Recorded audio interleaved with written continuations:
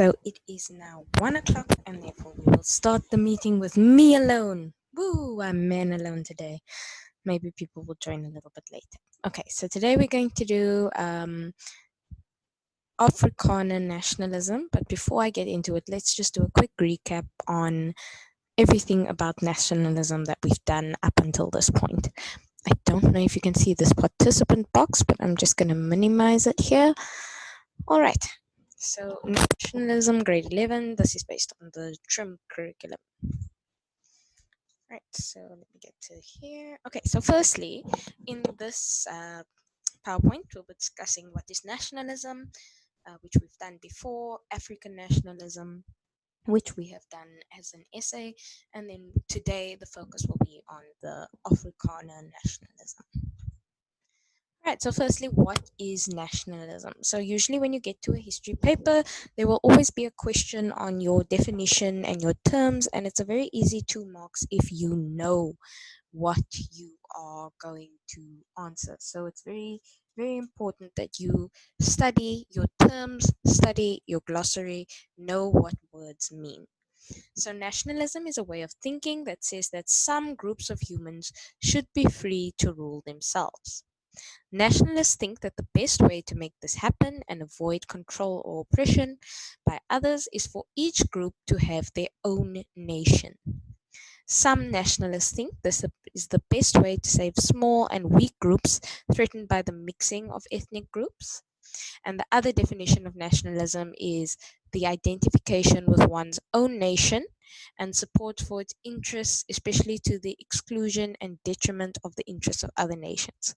In short, nationalism is just about being proud of your country, but it's a lot deeper than that. It's being proud of what makes you you and your group that you can associate with. So, for example, people that share the same religion, share the same culture, share the same heritage or history, they tend to become nationalist groups because they don't want to give up who they are in relation to other people. So, for example, people in America are very, very proud of being American. And when they hear about anything that has to do with other countries coming into their country, it's a whole big story. You will remember the Donald Trump building a wall to keep the Mexicans out because of that strong nationalist sentiment in America. So, in short, nationalism is about being proud of your identity, and this includes your culture, your heritage, your language, and your religion. So I gave you the example of America. Trump, in particular, was a very nationalistic leader. His whole campaign slogan was "Make America Great Again." So it was the strong bond to this country that is America, and people voted for him. I think almost half of the Americans in the country were voting for him, even though he was excluding many other types of Americans. So people that came over from Mexico or people that came over from Latin American, they were not included in this idea of what makes a real American. Okay. You also have the image there of the Zulu nation, which is also a very proud nationalistic nation, very proud of their history, their culture, their language, their heritage. So nationalism in South Africa, the background, we have done this before, so I'm just going to quickly read through it and then we'll get to Afrikaner nationalism. So South Africa did not exist as a country before 1910. The British defeated the Boer republics in the South African War. 4 colonies were created, which was the Transvaal, the Orange Free State, the Cape, and the Natal. So the Transvaal and the Orange Free State were Afrikaner or Boer republics, and the Cape and the Natal were the British republics. Now you can instantly notice there, a whole group of people are excluded, and that is all of your people of color. They were not included in this union of South Africa. So that is basically how South Africa looked in 1910, with the exception of Lesotho, which managed to retain its independence. That was in the grade 10 curriculum when we spoke about King Moshoeshoe. So I'm not going to go into the the independence of Lesotho and the independence of Swaziland.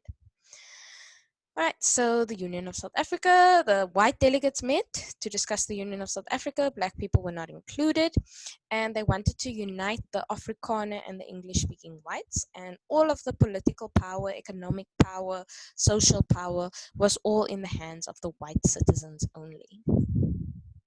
In the Cape Province, so the rest of South Africa, weren't allowed to, people of color were not allowed to vote, but in the Cape Province, a small number of educated black and colored citizens were allowed to vote. However, they could only vote for white representatives. So you were allowed to vote if you had, I think, property. You had to have a certain amount of property and you had to have a certain level of education. And then they allowed you to vote even if you were black or colored. But that was only in the Cape Province. And you also could only vote for white representatives. So once again, consolidating power in the hands of white people. Thus, the South Africa created in 1910 had no room for black South Africans. Everything about the nation was European in origin, and African culture was seen as inferior. So soon after that union was created, the white government passed something that is called the Native Lands Act. And what happened was that a large portion of the land of the country was reserved for white use only. Land allocated to black people was infertile and unsuitable. And all of these factors led to a rise in African nationalism. At the same time, you also had the rise in Africana nationalism, because even though white South Africans had that minority rule between English and Afrikaans speaking whites, there was a split between the English speaking whites and the Afrikaans speaking whites, which we will discuss a little bit later. So basically, when we speak about nationalism, we've already spoken about African nationalism, which sought to unify black South Africans and mobilize against the oppression. So how black South Africans were basically being kept down by white South Africans. So the oppression that African nationalism was trying to get rid of was the segregationist policies of white rule. Then you also had Afrikaner nationalism, which wanted to unify Afrikaners, gain control of the government after years in the Union, policies to favor Afrikaner businesses and workers, and they wanted to ensure the political, economic, social exclusion of black people from the so-called white South Africa. Okay, so that's Afrikaner nationalism, and that's what we're going to be doing today. So please excuse me just rushing through the African nationalism. So the first thing we spoke about was how it started, that we wanted colored, African and Indian middle class kind of educated people trying to build up a vote for themselves in South Africa, trying to gain some political power in South Africa. They created organizations to resist these racial laws and to kind of create a South Africa that included them. So the first thing that we spoke about was the APO, which was basically just for educated and well-off coloreds, and they were in charge of basically sending delegations to London, trying to get the right for Africans and coloreds to vote. They were largely unsuccessful. The next thing was the Natal Indian Congress. Once again, it's formed in 1894, led by Mahatma Gandhi. And once again, campaigning for Indian rights, trying to get Indians to not be subjected to the same laws as other races were. So they did succeed in that Indians didn't have to carry passes. However, they failed in winning full citizen rights. The next one was the African nationalism. So we're talking about the black African people. They were already divided along tribal lines. So they wanted to unite all black people under one banner of being a black South African. Instead of being a Zulu or a Tswana or a Venda, you are first a united black people before you are a tribe. And that was what African nationalism was trying to do. They formulated a group called the South African Native National Congress to kind of help them do this, and they wanted a regime that represented them with an African majority rule. In 1923, the SANNC renamed itself to the ANC. So the African National Congress basically is running until about the 1930s, and then you started to split in the type of nationalism that these two groups are creating. And the type of nationalism was firstly the non-racial South African nationalism, and then you also had Africanist nationalism, which I will explain in a moment. World War II was also very important because even though South African blacks participated in the war alongside whites, they were not treated equally. And then there was a document signed called the Atlantic Charter, which said that all people of the world have certain rights. And many African nationalists jumped on this. They say, look, the whole world basically signed this Atlantic Charter, and it says that we have the right to formulate our own nation. We have the right to have freedom and things like that. And so many South African blacks began to criticize the old way of doing things, which was just to send a delegation of people, to sign a petition, to have a statement, to send a committee. That was largely ignored because as we went through the APO, the Indian Congress, and the ANC, you saw that they were not really that successful on their own. So the influence of World War II, you start to get more radical campaigns of strikes, demonstrations, passive resistance, civil disobedience, etc. And Africans started to demand rights rather than simply asking for it. So that was the rise of African nationalism. Alfred Zuma also played a very big role. Please excuse me for not doing the clicks. I don't want to embarrass myself by doing the wrong type of click. So once again, Alfred Zuma was the one who was president of the ANC. He united the ANC. He was very conservative in his thinking, and he used the Atlantic Charter as a basis for something that was called the African Claims. So African Claims was drawn up by the ANC, and it basically said that African people should have the right to vote, and there should be an end to racial segregation in South Africa. So this was a really pivotal document, a very important document that helped African people unite under the guise of African nationalism. ANC Youth League, that was the younger members of the ANC at the time.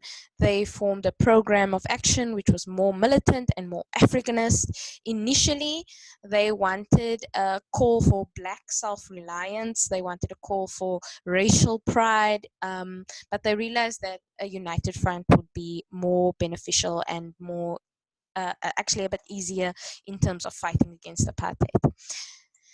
Right, so one of the things that happened was the Congress of the People, also the Congress Alliance, where all of these groups, the ANC, the Colored People's Congress, the South African Indian Congress, and the White Congress of Democrats, they all get together and they draw up a document called the Freedom Charter, which called for a non-racial African nationalist tradition, which basically stated that South Africa belongs to all who live in it.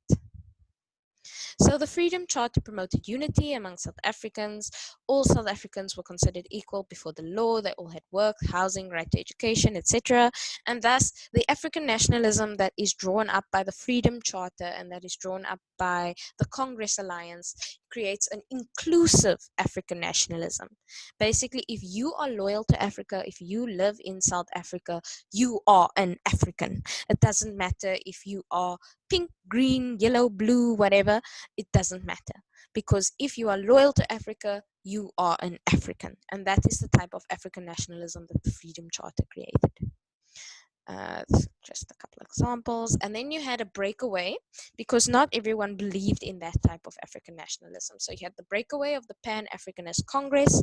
They rejected the Freedom Charter. They rejected the Congress Alliance. And therefore, they had to break away from the ANC because the ANC was going for this non-racial idea. However, the PAC wanted Africa for the Africans. They were more militant than the ANC as well. The idea was that Africans should decide their own policies, their own programs, and their own methods of struggle. So basically, the difference between the Pan-Africanist Congress and the African National Congress was that the PAC wanted Black Africans to stand alone, while the ANC believed that South Africa belonged to all South Africans and would form one democratic nation. So now we can finally get into the actual work that I wanted to do today, which is Afrikaner nationalism, with a case study in South Africa. So once again, this whole topic is speaking about nationalism. We are zooming in on African and Afrikaner nationalism. Afrikaner nationalism, in our case, is geared towards a source-based section. All right, so firstly, we need to give you a bit of history. So basically, Afrikaner nationalism, many people know that the first white people to arrive in South Africa arrived here in 1652, and they were Dutch. They were part of the VOC, or the Dutch East Indian Company, and they basically were here for about, I say, about 200 years before the British arrived and occupied the Cape Colony. So before this, the main language spoken among white South Africans was all Dutch, and these Afrikaner groups were not really united as a nation. They were kind of just each person living as their own family. Just a bit of history on the Afrikaans language. It actually is derived from Dutch. It was known as Kombuistaal, kitchen language, because it was compiled from the conversations between the Dutch masters, so to say, and the African servants that was working in their houses. So they had to basically come up with a language that both people could understand. And that's how Afrikaans emerged as a language. So the arrival of the British in the early 1800s was that led to the please excuse me, Anglicization of the Dutch. So basically, English kind of comes from this Anglo-Saxon kind of root. So whenever something has to do with the British or the English, they call it Anglo. We'll use that word a little bit later on when we speak about the South African War, or as it was taught in the past, the Anglo-Boer War. So the Anglicization basically just means that English starts to become the official language in South Africa. And this freaks out these Afrikaners because they feel like their way of life, their culture is going to be overwritten, and then everyone is just going to speak English. So as a result, many Boers started to trek northwards. Actually, it was more along the lines of northeast, so they went up through the Eastern Cape. And the main idea was they wanted to escape being under British authority, and they established their own two Afrikaner republics, which was called the Transvaal and the Orange Free State. And this whole way of the the Boers trekking northwards, it became known as the Great Trek. Basically, it just means the big walk. And the trek became a symbol of Afrikaners freeing themselves from foreign control. So you can imagine how this is going to create pride, it's going to create patriotism, because look at these Afrikaners standing up for themselves. Therefore, we can become united as a group. We can start creating that nationalism. We've all done the Great Trek. We now share a history. Okay? So here's just an image of how people were trekking. So they started from the Cape Colony and they moved inwards into the interior. They clashed with the Griqua over here. They clashed with the Koza. They clashed with the Basotho. So as they moved further inland, they started to clash with the native tribes that were living there. And if they won, it basically became a symbol of how brave and strong they were, because they're going into the unknown and they are emerging victorious, right? So they're moving further inland, and then they eventually set up a base further on in certain areas. So that where they end up,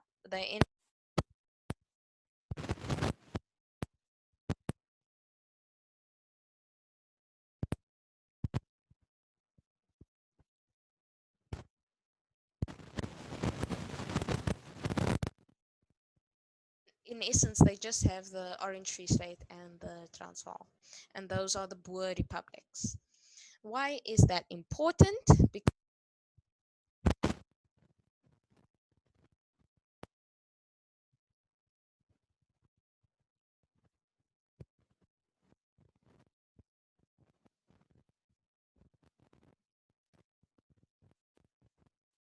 This expansion of the British creates strong nationalist feelings about Africa. Kicked us out.